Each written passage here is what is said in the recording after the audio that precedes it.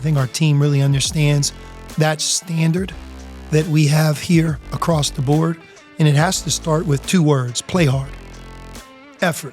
And we could talk about we like to play fast, or we want to have movement and this and that. But at the end of the day, like, the first part that has to be understood before anything happens is that we have a high effort group, that we understand what it takes and what it feels like to play the game at the highest level of effort.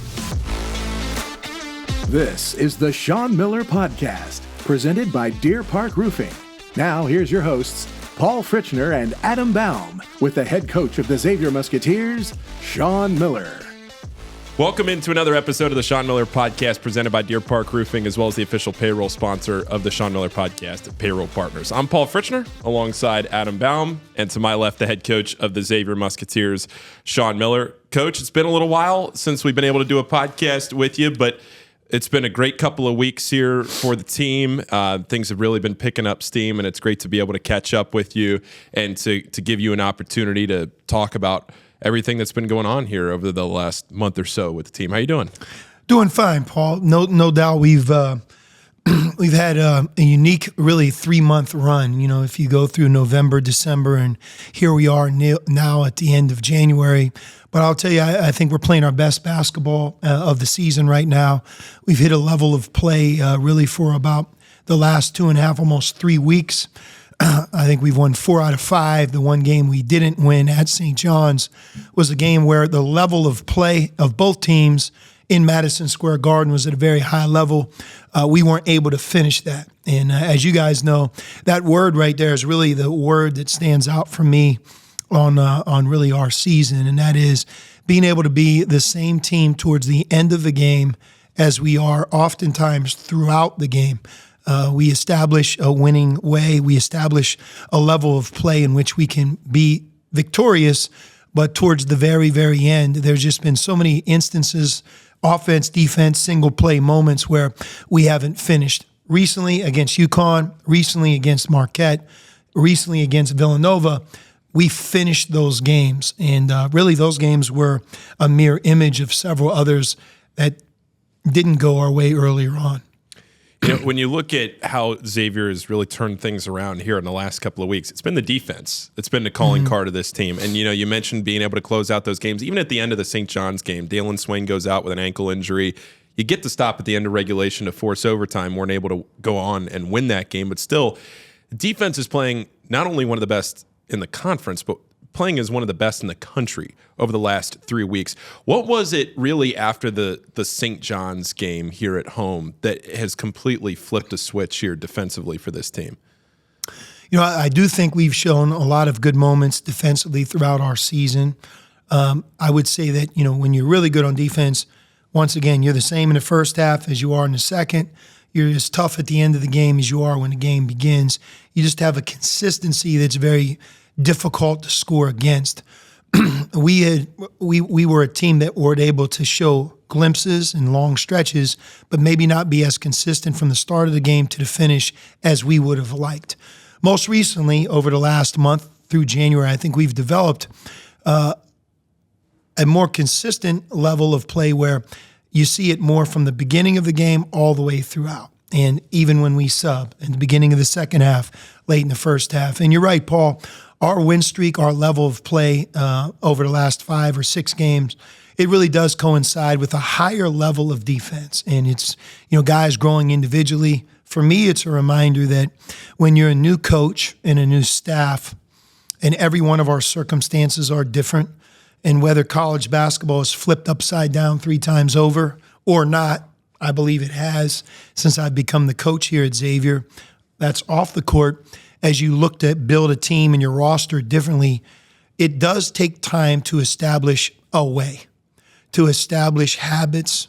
You know, everybody uses the word culture, a way you practice terminology, things you hold sacred in a game, things you can hold your hat on that at the end of a game you look at and say, we did it. We defensive rebounded, or we have our deflection total. You know, the different things that I think you identify with the culture of defense that you're building. And I think about 2.5 years in, this is probably the most together we've been in terms of in sync defensively, having success, maybe looking like I hope we look like in the future, and we're looking like that right now. One thing I have learned over my time defensively, some of the best defensive teams that have coached, sometimes you can lose it, and then you have to get it back. So just because right now I think that we have hit a good stretch doesn't mean our next game at Creighton that we'll go out and be a very good defensive team. But what the cat is out of the bag on this. We have the ability to guard the nation's best offenses. We have those in our conference, and we are at the highest level of defense that we've been at this year, but also the last 2 years. This is, at this point, the best level of defense we've played. We just have to be able to continue it, grow, and build off of it. Coach, after the St. John's game at home, you guys were 9-7. I think a lot of people looked at that as kind of the turning point, right? The fork in the road where it's like, if you guys don't figure it out, if you don't get it back on track, the season's going to go this way. If you do get it back on track and you figure it out, the season could go this way. And at the time when that game happened, you looked at the stretch coming up in this month of January, and it's like Villanova at home, at Marquette, UConn at home, at Creighton, and it's like kind of this gauntlet. What can you say about the way your team has handled it and this particular stretch of time? Yeah, we really haven't looked too much ahead of ourselves, Adam, and I think that's the key during the season. It's, control the main thing, and that is today's practice. Who's the next opportunity? If the next opportunity is at DePaul, then we're going to put all eggs in that basket to be the best prepared, the most ready we can be. It's kind of like a one-game season.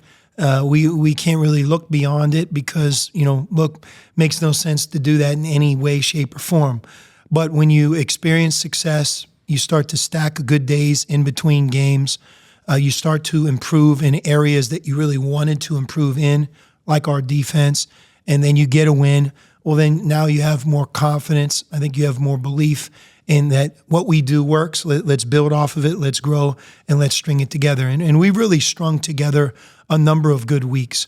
We've had good weeks prior to the St. John's game. You bring the St. John's game up, I would say of all the games that I've been at, I've now been here in the Cintas Center in 11 years.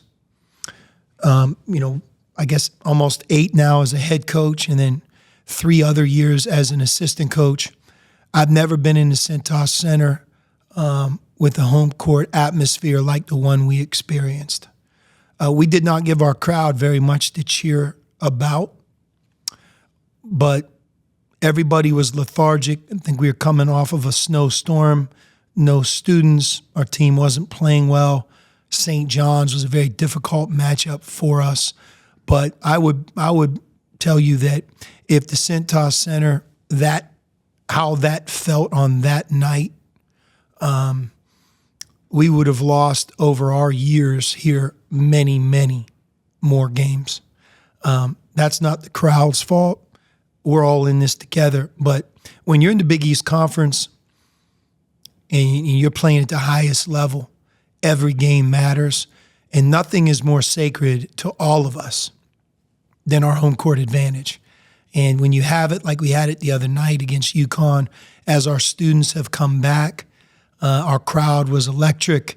It reminded me of how I pictured Xavier when I was no longer here. That's how I remembered coaching and playing and being in the Cintas Center. And since I've come back, there's been so many great atmospheres that are like that. But when you don't have it, it becomes a reminder of the importance of it. Because in our league, unlike the Atlantic 10 and the league we used to play in, everybody in the Big East has it wired to have an incredible home court. An NBA arena like at Marquette, at St. John's in Madison Square Garden, and just elite home court atmospheres, student sections at every turn. You're playing against the other team. You're playing against the other crowd. It's not an easy experience, and that's why winning on the road is so coveted. But when that game ended, we knew that we had lost our crowd. We knew that we did not play well in that game. And to credit St. John's, you can learn from the best. What they taught us is the value of what it really feels like to play against a team that plays incredibly hard, unbelievably connected with great effort. They're not a perfect basketball team, but what they do night in, night out is they play like their body's on fire, right? They play for the win. They run fast. They jump high. They play hard, and it's for 40 minutes. And I thought that they gave us that as a reminder. Our crowd and how that felt didn't make any of us feel good.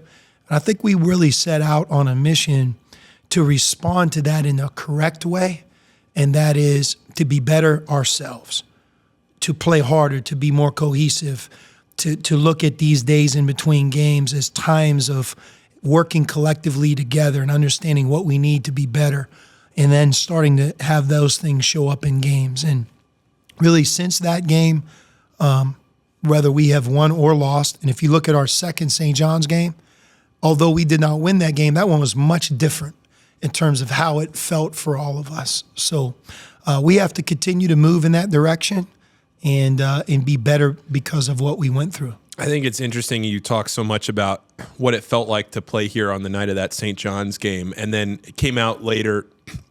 Zach Fremantle was talking to John Fansa after the next game there. I think it was DePaul. Had an opportunity to talk about what it was like. I was after the Marquette game. It was after the Marquette game. John and Zach were talking about now winning a few games in a row. And Zach said that the day after the St. John's game, the players got together and they talked about what it meant to play in a Xavier jersey, and that game wasn't what it looked like. It wasn't gritty. It wasn't tenacious. It wasn't a hard-playing team. That wasn't Xavier basketball. How important is it for you recognizing that you have guys like Jerome and Zach who have been around the block in college basketball and know what it's like to win in a Xavier jersey to be able to lead a group like this? Well, yeah, it's so important to have leadership, guys, like you said, that have gone through the ups and downs of a college basketball career, and both of those guys have done it almost 2 times over. But it's also everybody else. And, the way that a team's constructed in today's world of college basketball, we have experienced players that we love to coach, but in many cases, they have never played St. John's. They've never been in Madison Square Garden. They haven't really been a part of the Big East until it begins. And I think that's the other thing we're benefiting from right now is we have an older, experienced group, but there are really no surprises anymore. When we talked about conference play and the toughness that it takes to win games and what it feels like to be on the road in Big East play versus home, we needed a few, again, opportunities to go through it where they came out on the other side of it and said, now I know. And I think that the experience level we have in conference, playing as a team, going through the ups and downs of a college season, we're seasoned from the perspective of, I think all of us kind of know what to expect. And we know what to expect from our team more. I think our team really understands that standard that we have here across the board. And it has to start with 2 words: play hard, effort. And we could talk about we like to play fast or we want to have movement and this and that. But at the end of the day, like, the first part that has to be understood before anything happens is that we have a high effort group, that we understand what it takes and what it feels like to play the game at the highest level of effort. And without that, some of these other things don't really matter. Again, back to that St. John's home experience, the game played here at home. I think it was a blunt, stark, dark reminder of the consequences of one team that's playing incredibly hard against a team that's maybe feeling the game out. And I go to like everything on that night.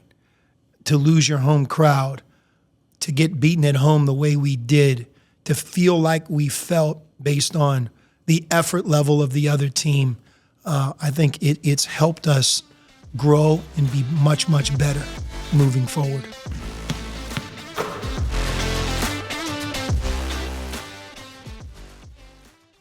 The Sean Miller Podcast is proud to partner with Deer Park Roofing, a company that's provided elite service for homes and businesses since 1996 and leads the industry in professionalism, quality, and responsiveness. Whether your needs are residential or commercial, like the outstanding work on the Cintas Center, the home of Xavier basketball, Deer Park can handle any job and ensure it's done right. Deer Park's motto is protect what's important, and what's important to you is important to Deer Park Roofing. Visit deerparkroofing.com.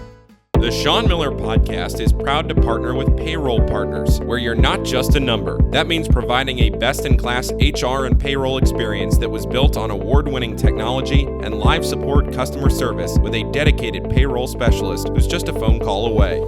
You shouldn't have to choose between technology and customer service. At Payroll Partners, you get both. Payroll Partners is locally owned and operated by a proud Xavier alum. Visit payrollpartners.net. That's payrollpartners.net. In this pivotal moment, your hope to change patient lives becomes reality. The journey to move medicine forward takes a therapeutically focused research organization, phased studies led by board-certified investigators with high safety standards, all leading to successful drug approval. As our journey concludes, a path towards hope begins. At CTI, we offer the full range of clinical services, from concept to commercialization, creating a lasting impact on healthcare. CTI, moving medicine forward. Coach, one of the questions that I'm sure Paul's gotten, I've gotten, early on, it's like, hey, we're getting a lot out of Zach Freeman, we're getting a lot out of Ryan Conwell. Who else on this roster can help elevate Xavier? Who can we look at as like, hey, if one of these guys gets it going, who can really help us? And I think both of our answers for a while was Dalen Swain. Here's a guy that can impact the game at both ends of the floor. For whatever reason, it's like a switch has been flipped for Dalen recently. It's like he's cutting at the right time in the right places. He's crashing the offensive glass. I know you're excited about that. He's scoring at a really good rate. What's gotten into Dalen recently? Constant teaching, talking, more practices, game experience. The one thing that's different about Dalen than the rest of our team is how young he is. Remember, I think he was the youngest player in the Big East Conference a year ago. He played the entire freshman year, the entire Big East schedule as an 18-year-old. This year he's 19. He has a lot more game experience. He's seasoned. He knows what to expect.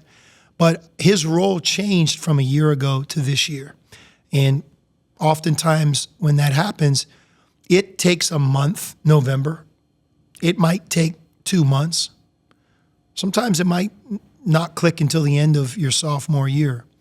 But I just think that with the things that he has learned and the experiences that he's gone through, Dalen is incredibly intelligent on and off the court.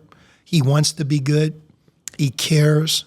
He's very talented. He's putting the work in. And you're right. I would say even before that St. John's game, maybe a week or two after Christmas, as we've gotten truly into Big East play, he's taken a step up. And then I think in the last couple of weeks, he's taken yet another step up where he's really putting things together. But his versatility is his calling card. And to be versatile, you have to be a hard-playing individual.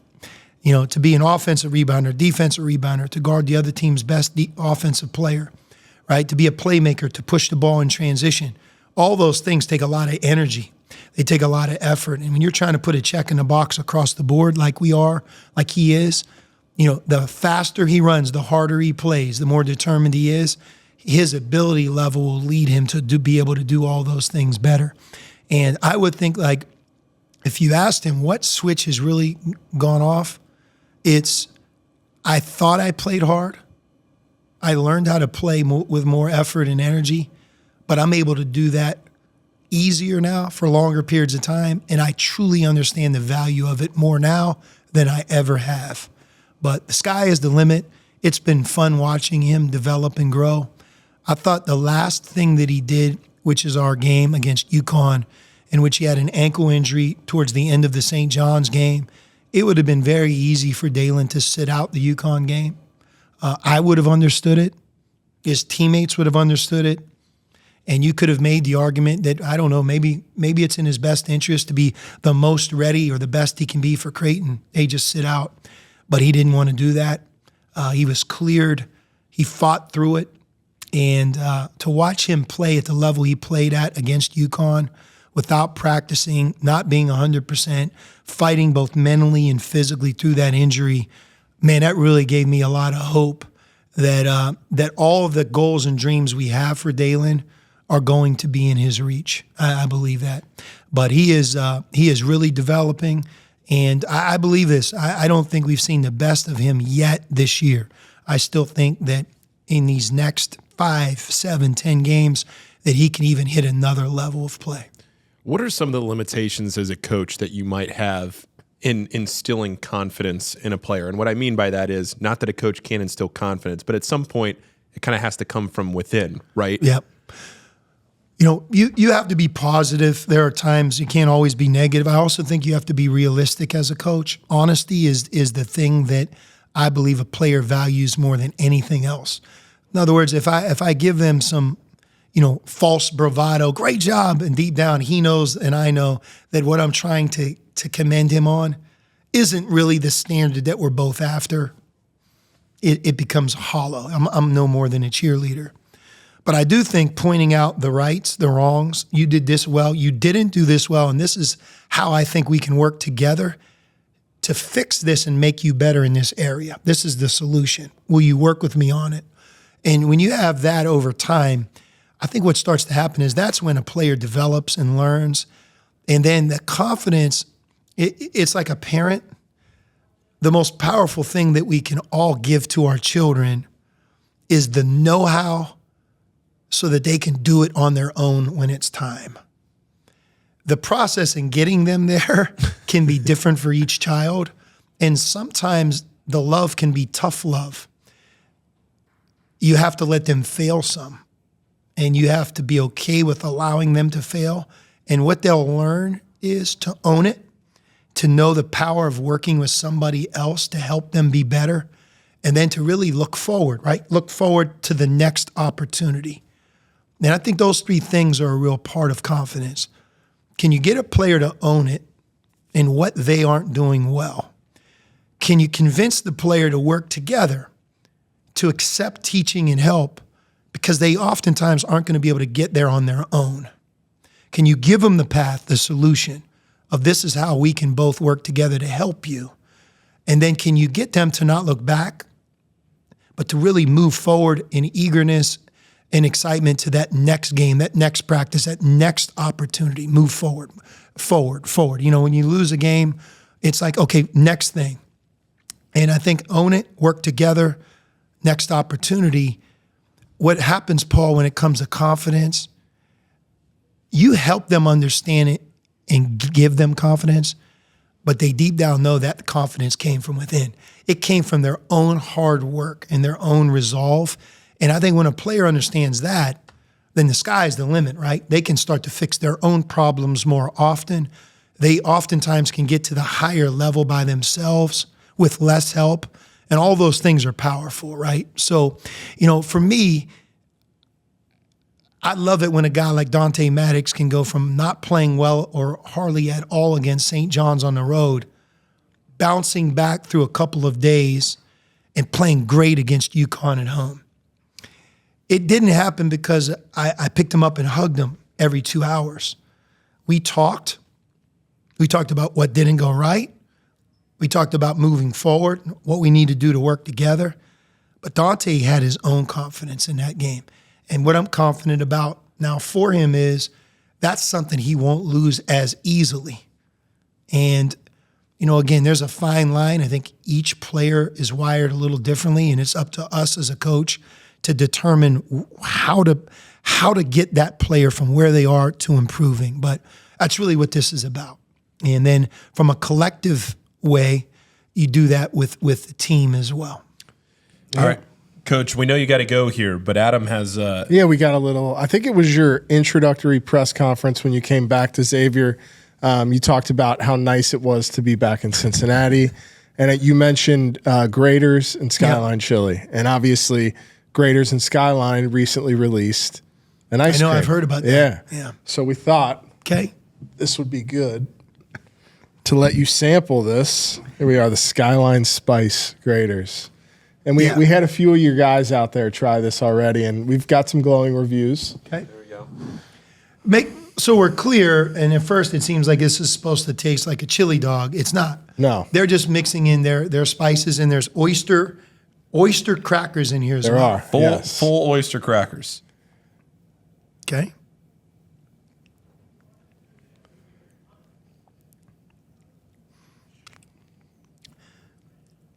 It's amazing. Right? It's delicious. Yeah. Yeah. It tastes like a coffee cake, a spice cake. Yeah, I was going to say Yeah. it's a spice cake. There's the oyster cracker. I can hear that. Fantastic. Amazing. Yeah. Unreal ice cream. They thought of this, which is wonderful. We all benefit. I don't have a dog in the race here. Graeter Skyline Chili. Got it. You got to try it. It's amazing. The oyster cracker, and it tastes like just the right spice. Black raspberry chocolate chip is my favorite Graeter's ice cream. But I'm telling you, Making a run.